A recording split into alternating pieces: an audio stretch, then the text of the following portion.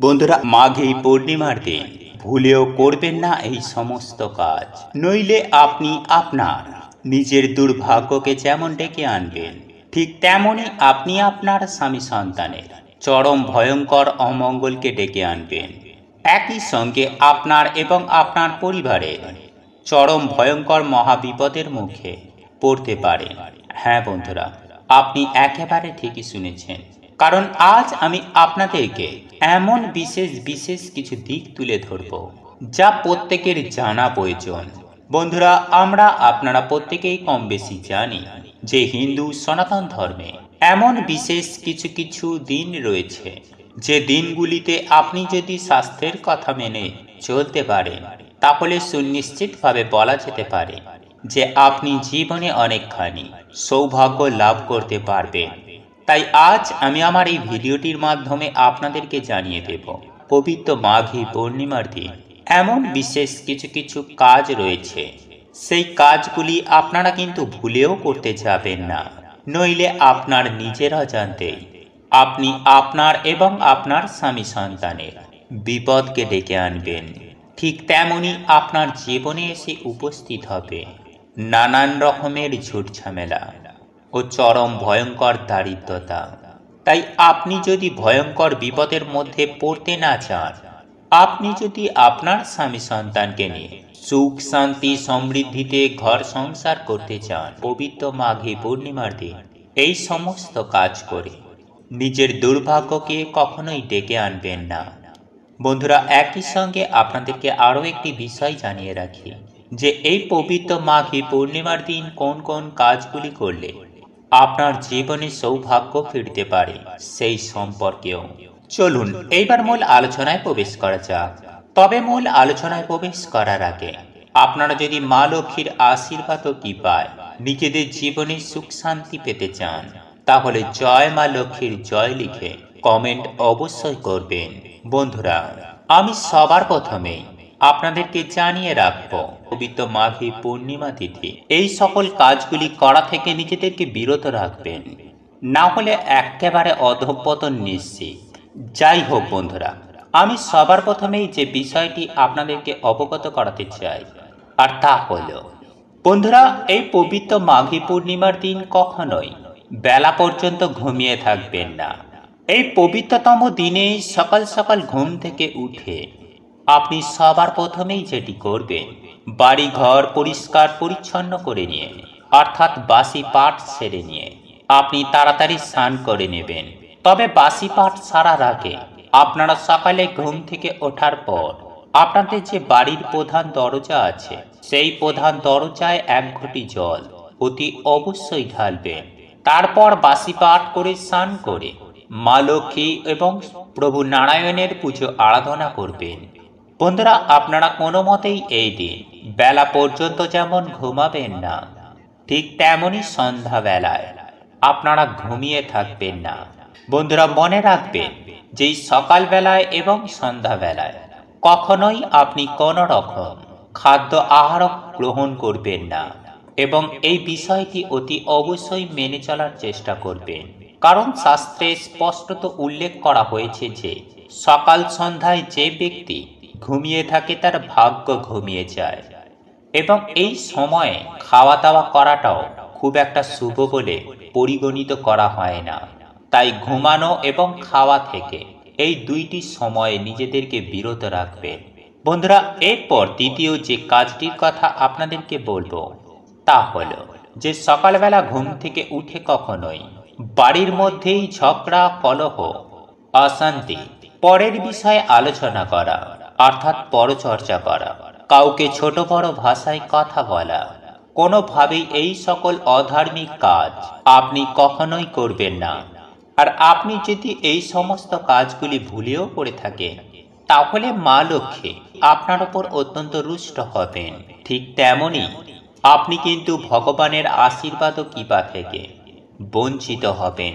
তাই এই বিষয়টিও অতি অবশ্যই মেনে চলার চেষ্টা করবেন। আর এই সমস্ত কাজই হচ্ছে অধার্মিক কাজ। বন্ধুরা, যারা সমাজে থেকে ধর্মের পথে চলে না, তারা এই সমস্ত কাজ করে এবং জীবনে চরম ভয়ঙ্কর মহাবিপদের মধ্যে পড়ে। তাই অতি অবশ্যই আপনারা এই বিষয়গুলি মেনে চলবেন। বন্ধুরা, এরপর তৃতীয় যে বিষয়টির কথা জানিয়ে দেব তা হলো পবিত্র মাঘী পূর্ণিমার দিন আপনারা কোনোভাবেই কোনো মানুষকে মনে প্রাণে আঘাত দিয়ে কথা বলবেন না বা বড় কোনো কথা বলে তাকে কষ্ট দেবেন না। হ্যাঁ বন্ধুরা, এই দিন আপনারা যতটা পারবেন চেষ্টা করবেন ভগবান বা ঈশ্বরের নাম গান করা, পরমেশ্বর ভগবান শ্রীকৃষ্ণকে মনে প্রাণে শ্রদ্ধা করা, হাসি খুশি রাখা। দেখবেন সুনিশ্চিত আপনার এবং আপনার পরিবারের মঙ্গল হবেই হবে। বন্ধুরা, এরপর চতুর্থ যে বিষয়টির কথা জানিয়ে দেব তা হলো মাঘী পূর্ণিমার দিন আপনারা কোনো মতেই আপনি যেমন তুলসী গাছে হাত দেবেন না, ঠিক তেমনই এই পবিত্রতম দিনে আপনারা তুলসী পাতাও তুলবেন না। সেই সঙ্গে আরও একটি বিষয় আপনাদেরকে জানিয়ে রাখি যে এই পবিত্র মাঘী পূর্ণিমার দিন কোনোভাবে কোনো প্রাণীকে যেন আঘাত করা বা হত্যা করার চেষ্টা করবেন না। ঠিক তেমনই এই দিন কোনোভাবে কোনো গাছ কাটবেন না, কারণ এই মাঘী পূর্ণিমার দিন প্রকৃতিও কিন্তু মাকে স্বাগত জানাতে প্রস্তুত থাকে। আর আপনারা নিশ্চয়ই জানেন যে মাঘী পূর্ণিমা মানে মা লক্ষ্মীর পুজো আরাধনা করার দিন। তাই এই বিষয়টি অতি অবশ্যই মেনে চলার চেষ্টা করবেন। বন্ধুরা, এরপর পঞ্চম যে বিষয়টি আপনাদেরকে জানিয়ে দেব তা হলো এই পবিত্রতম মাঘী পূর্ণিমার দিন কোনোভাবেই বাড়িতে আমিষ রান্না তো দূরের কথা, আপনারা কোনোভাবে কোনো আমিষ খাবার গ্রহণ করবেন না। হ্যাঁ বন্ধুরা, আপনারা একেবারে ঠিকই শুনছেন। পূর্ণিমার দিন মাতা লক্ষ্মী এবং প্রভু নারায়ণের পুজো আরাধনা করা হয়। তাই ভক্তি, নিষ্ঠা ও শ্রদ্ধার সঙ্গে এই দিন মা লক্ষ্মী এবং প্রভু নারায়ণের পুজো আরাধনা করবেন। বাড়ির মধ্যে আলপনা দেবেন, সম্ভব হলে সত্যনারায়ণের সিন্নি দেবেন। কোনোভাবে বাড়ির মধ্যে আমিষ খাবার তো গ্রহণ করবেনই না, ঠিক তেমনই রান্নাও করবেন না। নতুবা নিজের দুর্ভাগ্যকে যেমন আপনি নিজেই ডেকে আনবেন, ঠিক তেমনই আপনি আপনার সংসারে চরম ভয়ঙ্কর দারিদ্রতাকে ডেকে আনতে পারেন। তাই এই বিষয়টি অতি অবশ্যই মাথায় রাখবেন। বন্ধুরা, এরপর যে বিষয়টির কথা বলবো তা হলো পবিত্র মাঘী পূর্ণিমার দিন আপনারা কোনো মতেই চুল, নখ, দাড়ি এইসব কাটবেন না, অর্থাৎ সমস্ত প্রকার ক্ষৌর কর্ম এই দিন করা থেকে নিজেদেরকে বিরত রাখবেন। এবং একই সঙ্গে আপনাদেরকে জানিয়ে রাখেন যে এই দিন যদি কোনো ব্যক্তি মাথায় সাবান, শ্যাম্পু দেন বা এই সমস্ত ক্ষৌরকর্ম করতে যায়, তাহলে তাকে আপনারা আটকাবেন। হ্যাঁ বন্ধুরা, আপনার বাড়িতে থাকাকালীন অবস্থায় যেন কোনোভাবে এই সমস্ত কাজ বাড়ির লোক যেন না করে, এই দিকটায় খেয়াল রাখবেন। নইলে মা লক্ষ্মী আপনার গৃহ ছেড়ে চলে যেতে বেশি সময় নেবে না। বন্ধুরা, এরপর ষষ্ঠম যে বিষয়টি আপনাদেরকে জানিয়ে দেব তা হল এই পবিত্র মাঘী পূর্ণিমার দিন আপনার বাড়িতে যদি কোনো অসহায়, গরিব, দুঃখী, দুস্থ মানুষ আসে, তাহলে তাকে কখনোই খালি হাতে ফিরিয়ে দেবেন না। আপনার সাধ্য ও সামর্থ্য মতো আপনি যতটুকু পারবেন আপনি তাকে ততটুকু দিয়েই সাহায্য করবেন। বন্ধুরা, শাস্ত্রমতে মনে করা হয় যে মাঘী পূর্ণিমার দিন দান ধর্মকে পরম ধর্ম বলে মনে করা হয়েছে। হ্যাঁ বন্ধুরা, শাস্ত্রমতে মনে করা হয় যে সকল ব্যক্তি যে এই পবিত্র মাঘী পূর্ণিমার দিন যদি কিছু আপনার সাধ্য সামর্থ্য অনুযায়ী কোনো গরিব, দুঃখী, অসহায় মানুষকে কিছু দান করতে পারে, তাহলে সেই দান আপনাদের অখণ্ড পূর্ণ দান হিসাবে সঞ্চিত হবে এবং আপনি একজন অখণ্ড ভাগ্যশালী হয়ে উঠবেন। কারণ একটা কথা মনে রাখবেন যে যদি কোনো মানুষকে দান করা হয় তাহলে তা আপনার কমে যাবে না, বরং আপনাদের জীবনে যেমন অখণ্ড সৌভাগ্য লাভ করা যায়, ঠিক তেমনি আপনি যা দেবেন ভগবান বা ঈশ্বর এর থেকেও দ্বিগুণ আপনার কাছে ফেরত পাঠাবেন। তাই এই বিষয়টি অতি অবশ্যই মাথায় রাখবেন। এছাড়াও আপনাদেরকে এটাও বলে রাখি যে আপনারা এই পবিত্র মাঘী পূর্ণিমার দিন কোনো মতে বাড়ি, ঘর দোয়ার কখনোই অপরিষ্কার, অপরিচ্ছন্ন করে রাখবেন না। বিশেষ করে আপনার বাড়ির সদর দরজাটি পরিষ্কার পরিচ্ছন্ন করে রাখবেন। মাঘী পূর্ণিমা তিথিতে বাড়ির তুলসী তলায় পুঁতে দিন এটি। ঘরের সমস্ত বাস্তু দোষ দূর হবে, প্রচুর অর্থের সমাগম হবে। হ্যাঁ বন্ধুরা, মা লক্ষ্মীর আশীর্বাদে আপনার পরিবার ভরে উঠবে সুখ, শান্তি এবং সমৃদ্ধিতে। বন্ধুরা, মাঘী পূর্ণিমা তিথিটি গৃহস্থ বাড়ির জন্য অত্যন্ত গুরুত্বপূর্ণ। এই বিশেষ পূর্ণিমা তিথিতে গৃহস্থ বাড়িতেই মা লক্ষ্মী এবং নারায়ণ ভগবানের পুজো আরাধনা করলে সেই বাড়িতেই সুখ, শান্তি এবং সমৃদ্ধি বজায় থাকে। পরিবার থেকে সমস্ত রকম আপদ বিপদ, রোগ, জ্বালা, যন্ত্রণা দূর হয়। তাই প্রত্যেক গৃহস্থ বাড়িতেই এই মাঘী পূর্ণিমা তিথিতে মা লক্ষ্মী এবং প্রভু নারায়ণ ভগবানের বিশেষ পুজো আরাধনা হয়ে থাকে। আর আজকে আমি আমার এই ভিডিওটির মাধ্যমে আপনাদেরকে সুন্দরভাবে জানিয়ে দেব যে এই পূর্ণ পবিত্র মাঘী পূর্ণিমা তিথিতে মা লক্ষ্মী এবং নারায়ণ ভগবানের পূজা অর্চনার সাথে সাথে তুলসী তলায় বিশেষ কোন জিনিসটি পুঁতে দিলে আপনার বাড়ি থেকে সমস্ত রকমের বাস্তু দোষ দূর হবে। বন্ধুরা, আমি আশা করছি আপনাদের প্রত্যেকের বাড়িতে একটি হলেও তুলসী গাছ আছে এবং বাড়ির পরিবারের প্রত্যেকটি সদস্যের স্বাস্থ্যের জন্য অত্যন্ত ভালো। তুলসী গাছ বাতাবরণকে শুদ্ধ করে। বন্ধুরা, তুলসী গাছের মধ্য দিয়ে যে বাতাস আমাদের বাড়িতে প্রবেশ করে সেই বাতাস অত্যন্ত শুদ্ধ এবং পবিত্র।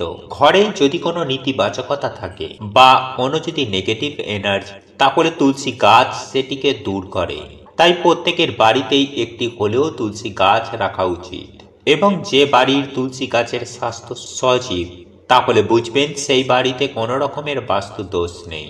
বন্ধুরা, বাড়িতে কেবলমাত্র শুধু তুলসী গাছ রাখলেই হবে না, তাকে প্রতিদিন নিত্য পরিচর্যা করতে হবে। প্রতিদিন স্নান সেরে শুদ্ধ বস্ত্র পরিধান করে তুলসী গাছেই জল অর্পণ করা আমাদের প্রত্যেকের প্রধান কাজ হওয়া উচিত। এবং মনে রাখবেন যে তুলসী গাছে কখনোই বাসি বস্ত্রে হাত দেওয়া উচিত নয়। বন্ধুরা, বাড়িতে তুলসী গাছ থাকলে কিছু কিছু নিয়ম বিধি সববার মেনে চলা উচিত, নয়তো কিন্তু মা লক্ষ্মী এবং নারায়ণ ভগবানের আশীর্বাদ থেকে আপনারা বঞ্চিত হবেন।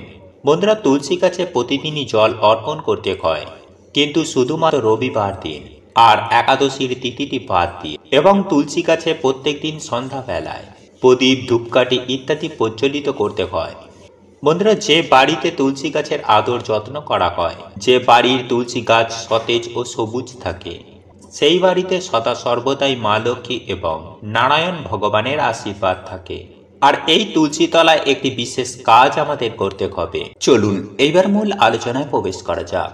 তবে মূল আলোচনায় প্রবেশ করার আগে জয় মা লক্ষ্মীর জয়, জয় শ্রীকৃষ্ণ, রাধে রাধে লিখে কমেন্ট অবশ্যই করবেন। বন্ধুরা, যে কোনো পূর্ণিমা তিথিতে কোনো পবিত্র নদীতে স্নান করলে আরো অধিক পুণ্য অর্জন হয় এবং জীবন থেকে আপদ বিপদ, দুঃখ, কষ্ট, দারিদ্রতা, এমনকি রোগ ব্যাধিও দূরে পালায় এবং জীবন ভরে ওঠে সুখ, শান্তি ও সমৃদ্ধিতে।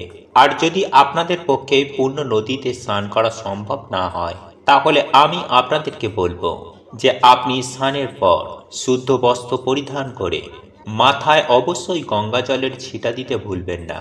এবং আপনাদের পক্ষে যদি সম্ভব হয়, তাহলে আপনার স্নানের জলে কিছুটা কালো তিল এবং সামান্য পরিমাণে হলুদ মিশিয়ে নেবেন এবং বাড়ির যেটি মুখ্য দরজা বা আপনাদের যে সদর দরজা, সেখানে 1 ঘটি জল অবশ্যই ঢেলে দেবেন। বন্ধুরা, আমি আপনাদেরকে আগেই বলেছিলাম যে এই মাঘী পূর্ণিমা তিথিতে মা লক্ষ্মী এবং ভগবান নারায়ণের বিশেষ পূজা আরাধনা করা হয়।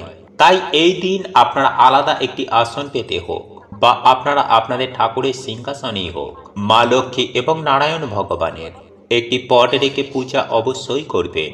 বন্ধুরা, আপনাদের ঘরে যদি মা লক্ষ্মী এবং নারায়ণ ভগবানের বিগ্রহ থাকে, তাহলে অবশ্যই পঞ্চামৃত দিয়ে অভিষেক করবেন এবং তারপর গঙ্গা জল দিয়ে অভিষেক করবেন। এবং আপনাদের ঘরে যদি আলেখ্য বা পট থাকে, তাহলে সেই পট বা আলক্ষ্যটি খুব ভালোভাবে পরিষ্কার পরিচ্ছন্ন করে তারপর নতুন একটি আসন বিছিয়ে তার ওপরে বসাবেন। সেই সঙ্গে প্রদীপ, ধূপকাঠি ধরিয়ে দেবেন এবং ফুলের মালা পরিয়ে দেবেন। আপনার সাধ্য ও সামর্থ্য অনুযায়ী ভগবানের উদ্দেশ্যে নৈবেদ্য সাজিয়ে মা লক্ষ্মী এবং নারায়ণ ভগবানের পূজা আরাধনা করে নেবেন। বন্ধুরা, এই দিন পূজা আরাধনা করা পর্যন্ত উপবাস থাকার চেষ্টা করবেন। এবং সবথেকে বড় বিষয় যেটি, সেটি আমি আপনাদেরকে বলে রাখি যে লক্ষ্মী নারায়ণের সামনে এই দিন দুটি গোটা পান নিবেদন করবেন এবং সেই পানগুলি যেন নিখুঁত হয় এবং পানগুলি যেন মোটা সমেত হয়, সেই দিকটিতে অতি অবশ্যই খেয়াল রাখবেন। তারপর পানগুলিতে অবশ্যই একটি করে চন্দনের ফোঁটা লাগিয়ে দেবেন এবং তারপরে কিছু মঙ্গল সামগ্রিক মা লক্ষ্মী এবং নারায়ণ ভগবানের সামনে নিবেদন করবেন। বন্ধুরা, এই মঙ্গল সামগ্রিকগুলি নিবেদন করা অত্যন্ত ভালো। এখানে মঙ্গল সামগ্রিক বলতে আমি আপনাদেরকে এটাই বলতে চাইছি যে এই পানের ওপরে একটি হলুদের গাঁট রাখবেন এবং মা লক্ষ্মীর অত্যন্ত প্রিয় একটি লক্ষ্মী কড়ি রাখবেন, সেই সঙ্গে রাখবেন একটি সুপারি, একটি গোমতী চক্র, একটি পদ্ম বীজ এবং কিছুটা পরিমাণ অক্ষত আতপ চাল। বন্ধুরা, এই সমস্ত কিছুই হচ্ছে মা লক্ষ্মী এবং নারায়ণ ভগবানের মঙ্গল সামগ্রিক। এই সমস্ত কিছুই মা লক্ষ্মী এবং নারায়ণ ভগবানের সামনে নিবেদন করবেন এবং তারপর আপনারা আপনাদের সাধ্য সামর্থ্য অনুযায়ী নৈবেদ্য সাজিয়ে দেবেন। সাধ্য মতো ফল মিষ্টি আপনারা সাজিয়ে ভগবানের পুজো করতে পারেন এবং আপনারা যদি চান আপনাদের নিজের হাতেই নারায়ণ ভগবানের জন্য মা লক্ষ্মীর জন্য ভোগও বানাতে পারেন এবং আপনি ভোগও নিবেদন করতে পারেন এবং নারায়ণ ভগবানের জন্য যে ভোগের থালাটি বানাবেন তাতে অবশ্যই তুলসী পত্র দিতে কিন্তু একদমই ভুলবেন না। কারণ বন্ধুরা, আপনারা প্রত্যেকেই জানি যে তুলসী পত্র ছাড়া যে ভোগ, সেই ভোগ কিন্তু নারায়ণ ভগবান কখনোই গ্রহণ করেন না। বন্ধুরা, আমরা অনেকেই বাড়িতে মা লক্ষ্মীর পুজো আরাধনা করি, কিন্তু আপনারা এটা মনে রাখবেন যে মা লক্ষ্মী কিন্তু নারায়ণের আশীর্বাদ ছাড়া কোথাও যান না। তাই আপনারা বাড়িতে মা লক্ষ্মীর পূজা আরাধনা করলে তার সাথে কিন্তু নারায়ণ ভগবানের পূজা আরাধনাও করতেই হবে। বন্ধুরা, আপনাদের গৃহে যদি নারায়ণ ভগবানের বিগ্রহ না থাকে তাহলে আপনারা একটি পান এবং সুপারি রেখে এবং তার মধ্যে নারায়ণ ভগবানকে আহ্বান করে নারায়ণ প্রতিষ্ঠা করে তারপরেই আপনারা মা লক্ষ্মীর পূজা আরাধনা করবেন এবং আপনারা আপনাদের সাধ্য সামর্থ্য মতো নৈবেদ্য সাজিয়ে মা লক্ষ্মী এবং ভগবান নারায়ণের পুজো আরাধনা করে নেবেন। বন্ধুরা, আপনার মনের ভক্তি ভাবটাই হচ্ছে আসল, কারণ আমরা প্রত্যেকেই জানি যে ভক্তি হলো সেই শক্তি, আর সেই শক্তি ভগবান দেখেন। যাই হোক বন্ধুরা, এরপর আপনারা একটি প্রদীপ জ্বালিয়ে ভগবানের আরতি করে নেবেন এবং সেই দিন মা লক্ষ্মীর সামনে এবং ভগবান নারায়ণের সামনে অবশ্যই একটি ঘিয়ের প্রদীপ জ্বালিয়ে দেবেন। তারপর আপনারা ঠাকুর ঘর ছেড়ে দেবেন এবং কিছুক্ষণ পরে এসে আপনারা যা যা ভোগ নিবেদন করেছেন এই সমস্ত কিছুই আপনারা তুলে নেবেন এবং সপরিবারে তুলসী পাতা সহ প্রসাদ গ্রহণ করবেন। ঠিক সেই সময় আপনারা মা লক্ষ্মী এবং নারায়ণ ভগবানের সামনে যে মঙ্গল সামগ্রিকগুলি নিবেদন করেছিলেন সেই সমস্ত মঙ্গল সামগ্রিকগুলি আপনারা তুলে নেবেন এবং একটি হলুদ রঙের নতুন শালুক কাপড় নেবেন এবং তার মধ্যে এই সমস্ত মঙ্গল সামগ্রিকগুলি রেখে তারপর অত্যন্ত ভালোভাবে একটি গিঁট দিয়ে নেবেন এবং তারপর সেই গিঁটটি অর্থাৎ আপনি যে হলুদ শালুক কাপড়ের মধ্যে এই মঙ্গল সামগ্রিকগুলি নিয়েছেন সেই পুঁটুলিটি নিয়ে চলে আসবেন আপনার তুলসী তলায়। বন্ধুরা, এই কাজটি কিন্তু আমাদের করতে হবে সূর্যাস্তের আগে, কারণ সূর্যাস্তের পরে তুলসী গাছে হাত দেওয়া কিন্তু উচিত নয়। তাই বন্ধুরা, এই কাজটি আমাদের করতে হবে সূর্যাস্তের আগে, অর্থাৎ আপনি পুজো দিয়ে নিলেন সকালবেলা, কিছুক্ষণ পরে আপনারা মঙ্গল সামগ্রিক মা লক্ষ্মী এবং নারায়ণ ভগবানের চরণের কাছ থেকে তুলে নিলেন এবং তা নিয়ে আপনার তুলসী তলায় চলে আসবেন। তবে তার আগে অবশ্যই তুলসী গাছে জল নিবেদন করবেন এবং তুলসী গাছে প্রদীপ ধূপকাঠি ইত্যাদি দেখিয়ে নেবেন এবং তারপর তুলসী গাছে প্রণাম জানিয়ে এই মঙ্গল সামগ্রীগুলি আপনার মাথায় ঠেকাবেন। আপনার বাড়িতে সেই সময় যারা যারা উপস্থিত আছে সবার মাথায় ঠেকাবেন এবং তারপর তুলসী গাছের মাটির তলায় আপনি এটিকে পুঁতে দেবেন। অর্থাৎ আপনি যদি ব্যালকনিতে তুলসী গাছের একটি টব লাগিয়ে থাকেন তাহলে আপনি সেখানেও সেটি রাখতে পারেন।